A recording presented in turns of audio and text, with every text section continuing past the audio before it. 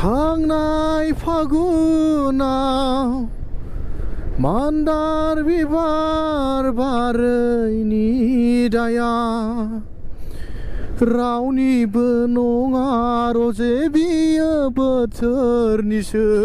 Hello friends, welcome back to my another vlog and this is your son of BODOLAND. लोगोफोर दा नोंथांमोन गासैखौबो आंनि ब्लग नायगिरि नोंथांमोनखौ बरायग्रोनाय जाबाय. दिनै आं लोगोफोर सिक्किमाव थांनो ओंखारफिनदों. दाख्लि मार्चआव थांदोंमोन ओमफ्राय मार्चनिफ्रायहाय दाख्लि एप्रिलावनो मोनसे प्लान बानायदों आरो खिन्थु प्लाना साक्सेस जायाखिसै. दिनैहाय आं बे सेकेन्ड मे दिनै खेमसेबाव फिन सिक्किमाव थांनो ओंखारदों. मानि थाखाय थांदों नोंथांनाव दसे उनाव मिथिलांगोन. आं दिनैनि राइडआवहाय सल' राइडसो जागोन दै, हारसिं आरो. ओमफ्राय दायो रेडि जोबखासिनो ओंखारनो रोङासै. आं न'नि लांगोनायाव दङ. नायलांबाय था लोगोफोर. भिडिअखौ जुदि मोजां मोनदोंब्ला नायनानैल' ओरैनो दाथा, आरो सोरबाफोर गोदानब्ला आंनि चेनेलाव साबस्क्राइब खालामो चेनेलखौहाय. ओमफ्राय लाइक कमेन्ट शेयार नोंथांमोना गोसोबायदि खालामनो हागोन जुदि मोजां मोनोब्ला, आरो जुदि मोजां मोनाब्ला स्किप खालामना थानो हागोन, जेबो प्रब्लेम गैया. लोगोफोर नै आं ओंखारसाबाय दायो. स' दिनैनि ब्लगआ माने राइडआ सल' राइड. हारसिङैहाय ओरैबायदि मजा लानोसै दिनैहाय. सिक्किमाव लायोरा गोरलै गोरलैनिसाय बाम जयनांबाय लोगोफोर आंनि गामिनिफ्राय आरोना. लाजोब्बायलै दा आंल'सै माबा आंसो रायजादलाबायसै बिसिनि थाखायहाय लारोङा मारोङा होननानैहाय एकदम जारला खालामबाय. दा बोरायसिनानो आंल'खासै माथो उफाय. थाथ'गोन माबा सकि दानखावनोनो मानोनो होनलाबायलायलांसै आंखौहाय लोगोफ्रा. गावसोर सिगां लाग्रोजोब्बाय साला सासेकेन्ड मोननाय नङा बायदि असयब'फ्रा आंखौ हाखु दाखु खालामबाय दाने. आंनि गोबां बेरायनांगौ दंबावनो दा हायो लानो. नाङालै आंनो दा लाबाय माने गैले. बाइक साबिया नै हिन्जावनावसो थाबाय. बे आंनि गामि नै. ओमफ्राय गोबावसिमोन आं ब्लगआवहाय गामिखौ लाबोया. दिनैहाय नोंथांमोना नुबोबाय एसे. दा एसे स्पिड थांनोसै. आं बिराद लेट जाबाय. दहायनो रेडि जादोंमोन आं, माने उन्दुब्रेदों आं. हराव उन्दुनाया लेट जाबायना.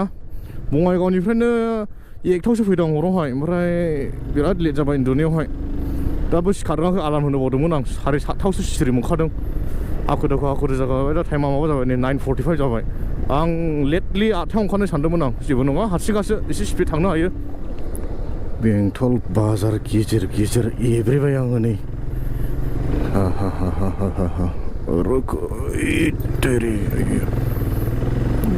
सिख्लाफ्रानो सासेबो गैया माथो. आंलाय कलेज सिख्लाफोरसो लोगो मोननो सानदोंमोन. लांदां बाजारा. साइड हनै जारुमोना कलेजाव थांदों ना सेंग्राफोर नेनो नागिरदों नोंसोरलाय? दे मानसि गिदिर जानांगौ दे जारुमोन दे. लेखा गोरों जानांगौ, हौवा मोजां मोननायनि. औ लोगोफोर दायो नै कासिकट्रा मोनफैबाय आं. कासिकट्रानिफ्राय राइट टार्न लानानै आं हाइवेआव गागोन. ओमफ्रायो बारना जानायसैलै गैखाले.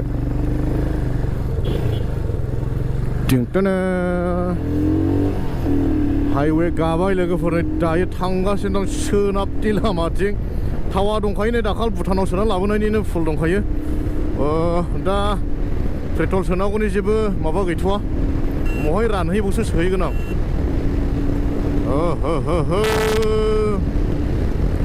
हारसिं राइड खालामो एसे बरिं मोनोलै.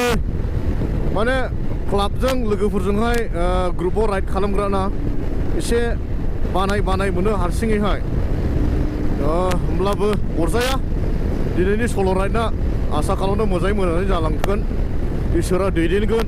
लाखिनाय गैयि सालायखानोसैलै लोगोफोर. थाथ'खालै आं दिनैहाय. माथो आधा घन्टा नाङा नै पार्कगावसिमावहायलाय. टलगेटसिमाव आधा घन्टा नांसै न'निफ्रायहाय. दा पार्कगाव टलगेट मोनबाय नै. ओमफ्राय बे थावा बेसेबां थांबावो नैबावसो लाखिगोन आङो. दा लाखिखाले.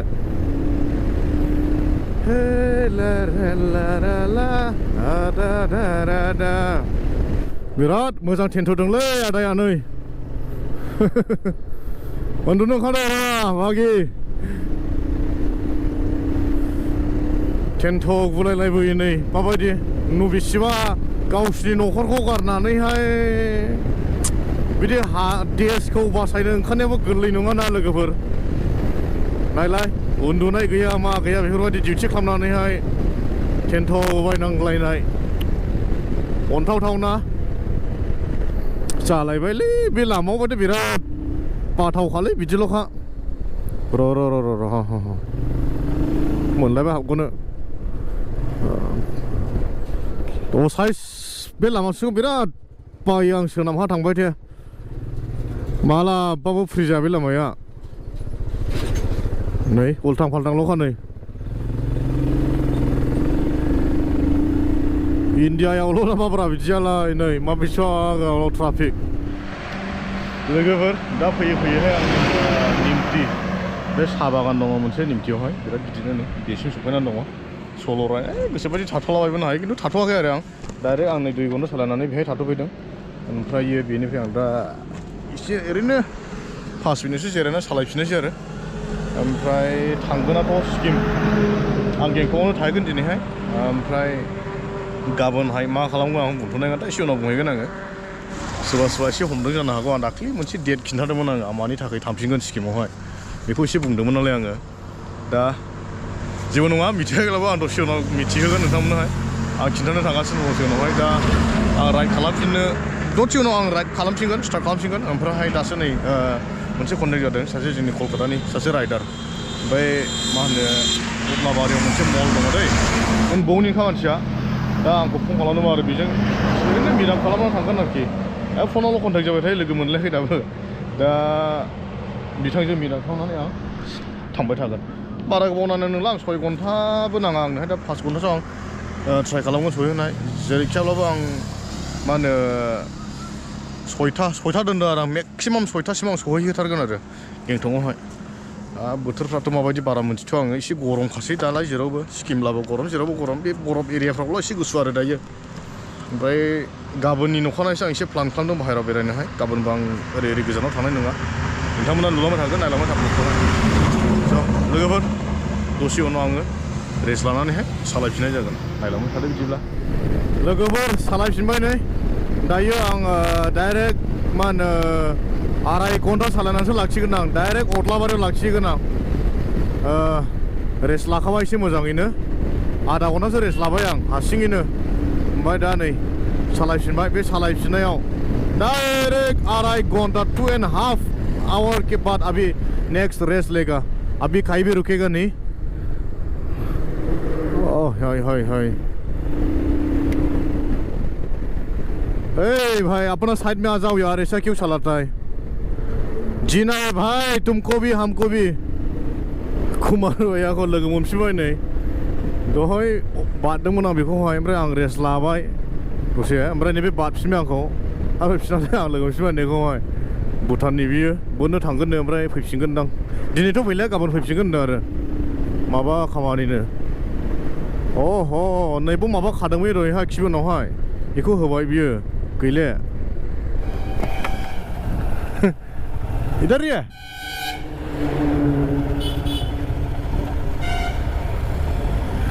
आगे नहीं जाएगा आप और कहाँ तक जाएगा आप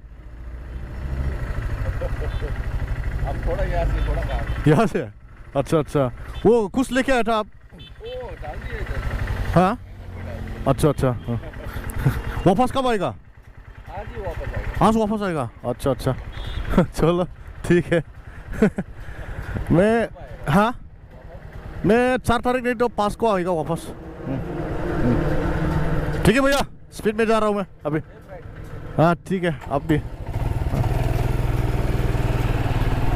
नै ओरै हाबसिगोन बे जयगाव थांगोननो बे जयगाव थांग्रा लामा नै गेलेमफुनि बियो दाहायनो दिनैनो रिटार्न जाफिनगोननो आं हाजोथिङै नायहरनानै सोंगोन बबेनिफ्राय आं सहाय मोनगोन थांगासिनो दं लोगोफोर दायो नै एसे सम नांबावगौ आङो गोबाङै नांगौ 5 घन्टा नांगौ आंनो दायो 5 घन्टानि सिगां सहैगोन आङो मा होनोब्ला एसे स्पिडआव थांनाय बायदि जागासिनो दं आङो ओइ बाबुफोर बिदिनो खस्थ' खालाम दे बागथा बागथाव थां स्कुलावहाय रोंगोन सानसे जेबो नङा रोंब्लानो जायो मिथिबायना बेफोरखौ जेबो साननो नाङा लाजिनाय गिनायखौ दोननांगौलै माबाफोर सोलोंनायावहाय मिथिबाय दा जेबो नांजानो नाङा बिदिखौहाय लाजिनोबो नाङा आजाव आजाव आजाव ओवरटेक कर लिया भाई लोग अच्छा से फराय करो लोगोफोर आंनो सर्टकाट मारिबाय ओरैहाय गेंटकआव 173 दङ बेनिफ्रायहाय टेलिफारा लामा बिथिंहाय राइट हाबोब्ला नैबेखौ मोनो आरो ओमफ्राय बेजों सर्टकाट जायोनो होमब्ला सिलिगुरि टाउनखौ हाबनांगौनि जेबो दरखार गैला बा ओरैबायदि ट्राफिक जाखायोना सिलिगुरियाथ' बेजों एकदम सर्टकाट जाफैबाय आरो लामायाबो मोजां बरिया लामा आं सब समाय माने बे लामाजों फैबाय थायो आरो बेनिफ्राय साबसिन लामाखौ मोनखालिया माबानि थाखायहाय गेंटक सिक्किम थाङोब्ला बेनो बरिया आरो लामाया मुड अफ जाबायलै लोगोफोर मुड अफ एकदमबारे गोसोआनो मोजां मोनाखिसै माने सासे लोगोआ दासो फन खालामनानै आंखौ सोंहरदोंमोन आरो नों सिक्किम फैमारदों नामा होननानैहाय ओमफ्राय थांदों होनबाय दानिया प्रब्लेमा जाहैबाय ओरैबायदि अखा हागासिनो दङ एकदम बिराद अखा हागासिनो दङ सिक्किमावहाय मारै जानांगौ जाखो होमब्लाथ' आंनि प्लानफ्रा गासिबो केन्सेल जाजोबसिगोनलाय अखाबो अयथासार हाखायोलै मारै बिदि हाबावो जेबो साक्सेस जानाय बायदि मोनबाय आं बे अखा हानायावहाय हालायमोन लोगो टिउसन ओंखारनाया ओमफ्राय दा थाथ'बाय आङो नै एसे माबानासो लानांगौ जायो टिउसन ओंखारगाहायो र' टिउसन ओंखारगोनो राहोग्राबो दङलै आरो भुटाननि लाबोनायनि इनारजि ड्रिंक दं नै रेडबुल एसे दस्रा आरोना एसे रेडबुला साबसिन बै जे रेडबुल माबानिफ्रायहाय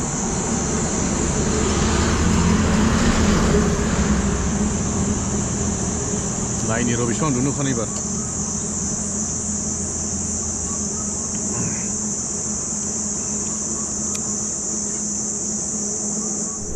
एसे बोरैबा मिलाया जादोंलै लोगोफोर उन्दुनो ओंखारलाबायदों थेन्थ'लाबायगासिनो दङ ओंखायनो थाथ'दोंमोन आं नै दा सालायफिनबाय ओमफ्राय बे सासे राइडार दङ बेखौ बैहाय लोगो हमलांगोन आं बे 50 मिनिटसो नांबावगौ बिनि लकेसनसिमावहाय सहैनोहाय फनावल' कन्टेक्ट जाबाय थायो दिनैसिम खेबसे लोगो मोननाय जायाखै आरो ओमफ्राय बोरैबा ग्रुप जाबाय दिनैहाय दहाय कमेन्ट मेसेजावहाय बेयो आंनोहाय मा होनो दहायनि स्टेटासावहाय बेयो आं मेसेज हरदोंमोन आरो बे कन्टेक्ट जादों र' थांगासिनो दं लोगोफोर ओमफ्राय नै रानबाय मिथिला बेसे गोजान थांबावगोनथाय बे माल बाजारसिम खुनुरोखोम सहैयोब्ला जाबाय आरो माल बाजारावहाय फुल खालामना लानोसै गारिया बाइकआ बोरैबा थाव बारा जाग्रा जानानै दङलै आंनि बाइकआ मा जादोंथाय दाखाल सार्भिसिं होनायनिफ्राय प्रब्लेम जागासिनो दङ बे थावानो बिराद जाग्रा जानानै दङ बेखौ लांफिननांगौ जाबाय र' फाहामसालियावहाय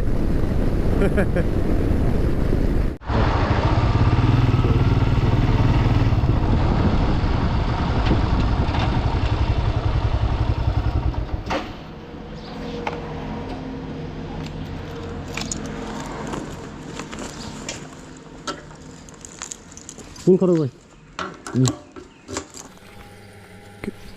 ठीक है हाँ फुल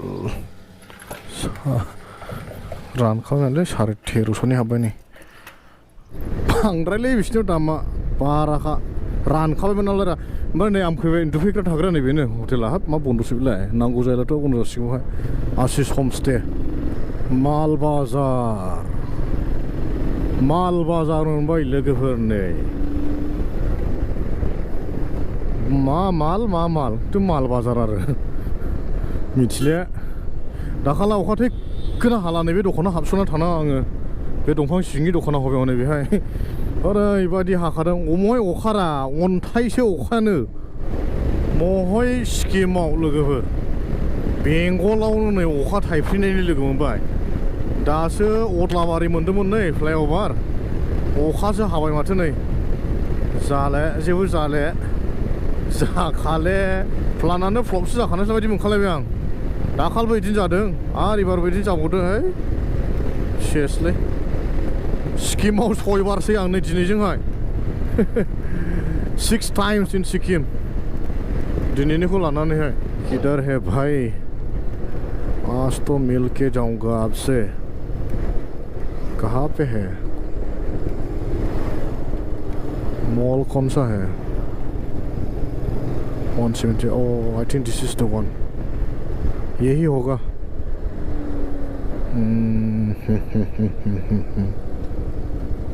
फोन काटे हो अभी, कौन है वो? ओह, ही इज द वन।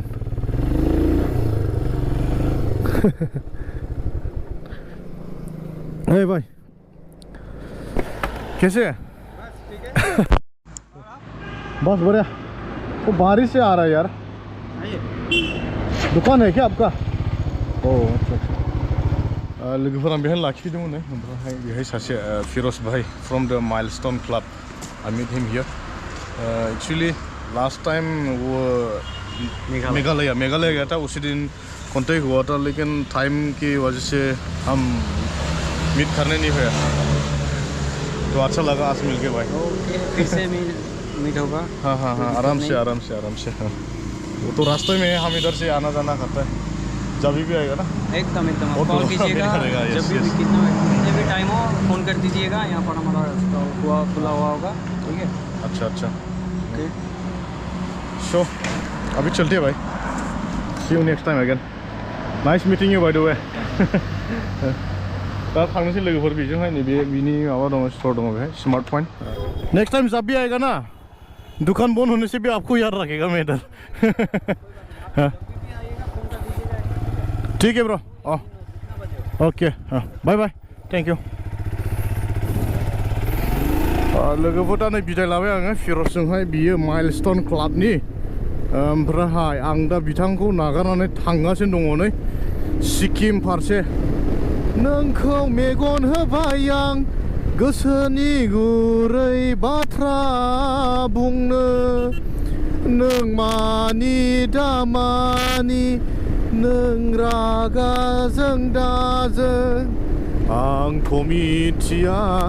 ना ना ना ना ना ना ना ना ना, गोसोआ बिरलाङो आंनि नोंनि खाथियाव, नोंनि खाथियाव आजोला नोंनि जाबाय। नारा ना नारा नारा ना, लाजिहां मोखां नोंनि बादि खानाय रोमबां नोंनि। मेगना नोंनि मै फेलेंगिनि, गन्थङा नोंनि नारें सुबादि। चलो आई बरिया रास्ता। टाइगार रिच मोनहांसै लोगोफोर। बेयावनो नै बेसे टाइगार रिच दिन्थिबावनो राना, एभ्रि सिक्किम राइडआवनो टाइगार रिच नुयो नै आंनावहाय। ओंखायनो दिनै दे दा नायस्रोलांदो। होमब्लाबो मा जाखो माथो, ए देरा ओंखारदो खर'निफ्राय माथो गारियानो। हे आंनियालाय थाङोलै बिदिजोंबो नै। ओइ लाजि गैयिफोर, मा फेन गाना मा गाना थादोंथ' नै। लाजिया नोंसोर हा? लाजिया? अखा गैया अखानिल' टेनसन आं दा। हाबाब हामादनांगौला बल'सो। र' हामादगोरनि र' नै, र' बेयावथ' गैया नै गोराननि दं, खिन्थु अखा हाहांनो ना ससमा गोसोमखायसो अखा हानायसो बायदि नुखो आङो। बुंनो रोंलिलां। चलो मजा नांथारोलै हाजोनि लामाफ्रावहाय सालायनोहाय। हाय दैया थिस्था दैया ओरैबायदि गेन्दा जानानै दं, थारमाने अखा हादों आरोखि साहा। नङाब्लाथ' बिदि जाथावना गोथांसो बे दैया। ओमफ्राय बे दैयाव मारै राफ्टिं खालामो मानसिफ्रा? आं हालायालै बिदियाव राफ्टिं खालामनायखौ नायनोबो। बोरैबा मेवखां सावखां मोनजोबखायोलां। गोरना सेलानो हांगान मोनखां लोगोफोर दैयावहाय, खिन्थु हायावब्ला जुजिगोन आं। थैनो बोला नाङालै आंनोहाय, गिब्रेगोनानै थैग्रोगोनानै दैयावहाय। सुइमिं पुलावनो गोदोनासे बायदि बारा जायो आङो। दाखालि गोदोबायमोन आङो खान्थिलांस'आवहाय। आखायानो थ्रोब थांखादों, खनासे बिराद गोथौ। बे बाज्रुमहरनांबायदोसो गोदोबाय। आंलाय एफा गोथौ नङा सानदोंमोन। आखाइ हमै हमै दामोसा नों सना, आखाइ हमै हमै दामोसा नों।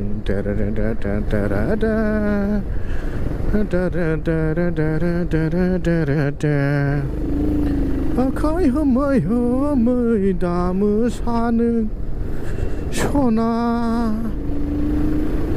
आखाइ होमै होमै दामो सानो बेयावबो थांनाय थारगौसैलै आङो कालिम्पङावबो माबायदि बियो गेंटङा गाहायाव थांबाय नै कालिम्पङा गोजौआवहाय बेहाय मालाबा र' सम लानानैहाय मोजाङैनो गिदिंनायसै र' थांफेरनाय जाया बेथिं फैयो बेथिं ओंखारफिनो बेथिं फैयो बेथिं ओंखारफिनो खिन्थु बै लामा मोनसेखौ नुवाखै बायदि खालामनाय जायो आरो थांफेराखै दाबो थांगोन र' मालाबा सम लानानैहाय मालि मोनबाय लोगोफोरनि मालि वेस्ट सिक्किम थाङोब्ला ओरै गोजौजों थांनांगौ जायो ओमफ्राय दा आं इस्ट सिक्किमावनो थाहैगोन आंनि सिदा जागोन लामाया जुदि नोंसोरो स्काइ वाक थांनोब्ला नै बिसोर ओंखारबोनाय लामाया ओरै सोर आगदाजों गिदिंदों आरो ओमफ्राय आंनि पार्टनारा बेयावनो थायो गोजौआवनो बाथ' सनाफोर बाथ' मालि लोगोफोर अलमस्ट टु रिच सिक्किम आं माने 1 घन्टा सिगाङाव दं आरो ओमफ्राय खाथियावनो खासै 1 घन्टा नांला आंनो जास्ट 40 मिनिटसोआवहाय आं रानिपुल सहैगोन आरो ओमफ्राय थानायाथ' आं रानिपुलावसो थागोन गेंटकआव थाहैनाय नङा ओमफ्राय गाबोनहाय मा प्लान नोंथांमोना देखायनो थांगासिनो दङ सोरबा सोरबा कमेन्ट हरदों दै आंबो माबायावहाय कमिउनिटियावहाय आं मोनसे फट' स्टेटास दोन्दोंमोन ना सोरबा सोरबा होनदों बाजैखौ लोगो लाहैलायबाय नामा ओमफ्राय सोरबा सोरबा होनदों लाबोखादो बड'लेण्डआव बाजैखौ स' मानि थाखाय फैदों नोंथांमोना मिथिबाय थागोन आं खिन्थानाय नङा मानो होनोब्ला दा खिन्थाला सोरबा सोरबा ब्लगखौबो नायनाय नङा माने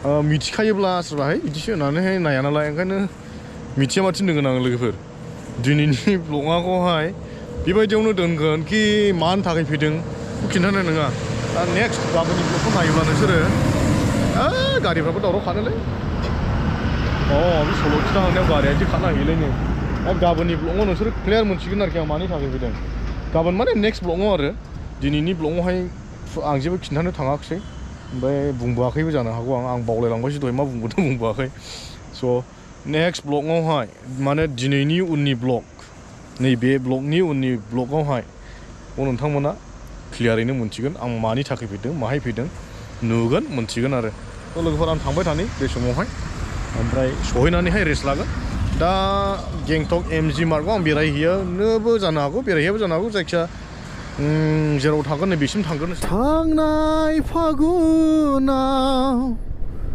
मान्दार बिबार बारैनि दाया रावनिबो नङा रजे बियो बोथोरनिसो मान्दार बिबाराल'सो बाराखै साल बिबारफ्रा बारजोबदों नै साल बिलाइया गोथां गोथां रोदोमदों माथो जानो जोंने जायो बालन्दाफोरने बे साल बिबार रोदोमनाय बिलाइ रोदोमनायानो समायो नुदोंना नै मा बेसेबां समायना मान्दार बिबार बार नांजालै लोगोफोर नांद्लाया जोङोहाय लोगो गैयिफोरनिया मान्दार बिबारखौहाय जेबो कानेक्सन गैया जों मान्दार बिबारजोंहाय दाय होग्रायानो गैखाया नालाय माथो दाय होदलायनो बा नायलाय बेसेबां समायदों नैबेखौ बारनांगौ होननासो बांसिन समायगोन बेखौ बारनानैहाय समायना नायदो नै दा हले वाव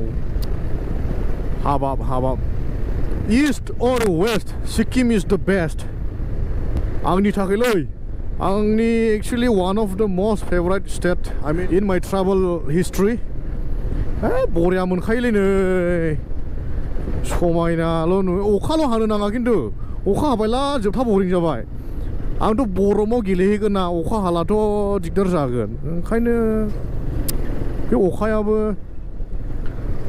हाया माथिनो लोगोसे ओइ नै फाग्ला नाङाय नोंबो अखा लिंहरग्रासो नामा लासें सिंटाम गेंटकआ थारथिदोंमोन नै बेजों सामोमोन दै सिगांहाय लोगोफोर ओमफ्राय दायो नैबेजों थांसै बे गोदान बारा गोबाव जायाखै बियो आं नैबे लासेनाव थांनो हागौ दे बे एसे बरफ नायलाबायनो माने न'आव गोग्लैयो नालाय बियो दा थांनाय जायोब्ला नोंथांमोना नुखागोन निस्सय ओमफ्राय बे लासेननि मा मोनसे युमथां भेलि दङना बरियाखा नैबे बोथोरावहाय बेखौ नोंथांमोना नुनो थांगासिनो दङ जुदि आं सहैयोब्ला दा फैफिनांगौखौसो एसे सिन्था खालामदों आङो बेनिफ्राय थाङोब्ला एसे गोजान जायोना थेवबो नाजानि र' बे समफोर मिलायोब्ला आं सहैबाय वेलकाम टु सिक्किम नै 17 किल'मिटार रानिपुर बोथोरखौ बिराद सिन्था जाबायमोन आं लोगोफोर अखा थाइफ्रिनाय नुनायखाय ओमफ्राय अखाथ' हायाखिसै ओरैनो थाइफ्रिनानैनो सोरांबाय आरो बरिया सफैबाय स्पेक गोसोम गाननानै सालायनाया लोगोफोर मोनाबाय साननानैहाय मावबोबायमोन आं फगलाय सावलायनानै सालायनाया ओमफ्राय दा खुबायनो स्राङैनो दं माथो हे जाम्बानि जादोंलै आजिखालि GPS लागायलायनो आङो सिक्किमावहाय एसे आन्दायदबलाय लांबायसो नै माबागौ मोनाखै दाबो आं ओरै राइट थांगोन रानिपुल बेनो नै रानिपुला ओइ मादै ओमफ्राय मै थानांगौ जाखो दानिया हटेलथ' नागिरनाङासै hotel Darshan hotel and restaurant बे थिग जानाय नङाब्रा हे नागिरगोरनि र' लोगोफोर फाइनालि दा सिक्किमाव सफैबाय दहन सफैदों गोबाव जाबाय ओमफ्राय रुम एसे नागिरनाय मायोहाय दा मोनसे हटेलाव थाफैबाय आङो बे गेंटकसिम थाङाखै आं गेंटकआ बेनिफ्राय आधा घन्टा लाबावो बिनि सिगाङाव थादों मानो होनोब्ला आं गाबोननि जिनाखि खामानि नैबेयो बे आं थानाय एरियायाव नालाय रानिपुलावनो ओंखायनो आं खाथि जानायखाय नैबे रानिपुलाव थाबाय आरो ओमफ्राय जोबजासेलाबो खिथाखालै आङो हो मानि थाखाय फैदों दिनैनि ब्लगआ बेहायनो जोबगोन ओमफ्राय मानि थाखाय फैदों आंखौ बे दिनैनि ब्लगआव आं खिन्थाखालाय नोंसोरो नेक्स्ट ब्लगआव नाय मानि थाखाय फैदों नोंथांमोना नेक्स्ट ब्लगआवहाय नुनो मोनगोन आरो बिदिब्ला लोगोफोर दिनैनि ब्लगखौ बेसेयावनो दोनथ'नाय जाबाय ओमफ्राय नोंथांमोन गासैखौबो आंखौ सापर्ट खालामनाय आरो नायग्राफोरनिसिम रोजा रोजा रोजा दिल से थेंक इउ सो माच स' बाय बाय लोगोफोर C you in the next blog